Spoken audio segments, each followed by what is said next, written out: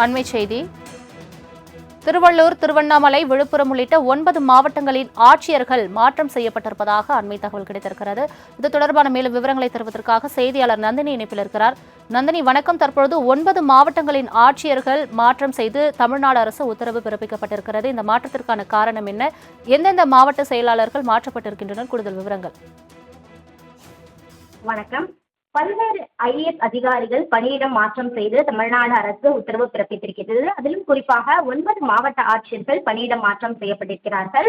நிர்வாக காரணங்களுக்காக அவ்வப்போது ஐஏஎஸ் அதிகாரிகள் பணியிடம் மாற்றம் செய்யப்படுவது வழக்கம். அந்த வகையில்தான் தற்போது பல்வேறு ஐஏஎஸ் அதிகாரிகளை பணியிடம் மாற்றம் செய்து தமிழ்நாடு அரசு உத்தரவு பிறப்பித்திருக்கிறது. குறிப்பாக தினேஷ்குமார் ஐஏஎஸ்ஐ பொறுத்தவரையில் கிருஷ்ணகிரி மாவட்ட ஆட்சியராக நியமனம் செய்யப்பட்டிருக்கிறார்.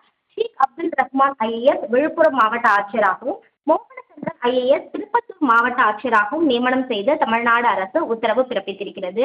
அது மட்டுமல்லாமல் பார்த்தோம் என்றால், தொழில் மற்றும் வணிக வரித்துறை கூடுதல் இயக்குநராக இருந்த சிவசவுந்தரவல்லியை பொறுத்தவரையில் திருவாரூர் மாவட்ட ஆட்சியராக தற்போது நியமனம் செய்யப்பட்டிருக்கிறார். அதே போன்று தருமபுரி மாவட்ட ஆட்சியராக இருந்த சந்திரசேகரை பொறுத்தவரையில் பணியிடம் மாற்றம் செய்யப்பட்டிருக்கிறார்.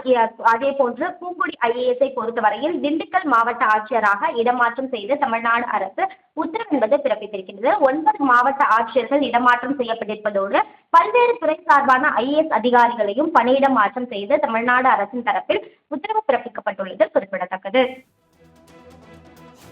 தங்களின் முழு விவரங்களுக்கு நன்றி நந்தினி.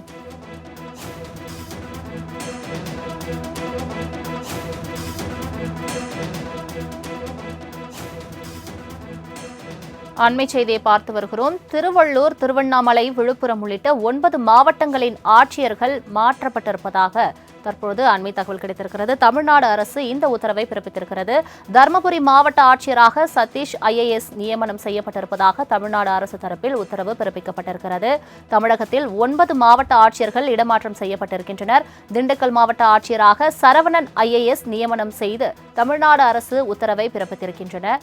தமிழகத்தில் 9 மாவட்ட ஆட்சியர்கள் இடமாற்றம் செய்யப்பட்டிருக்கின்றனர். திருவள்ளூர் மாவட்ட ஆட்சியராக பிரதாப் ஐஏஎஸ் நியமனம் செய்யப்பட்டிருப்பதாக அண்மை தகவல் கிடைத்திருக்கிறது.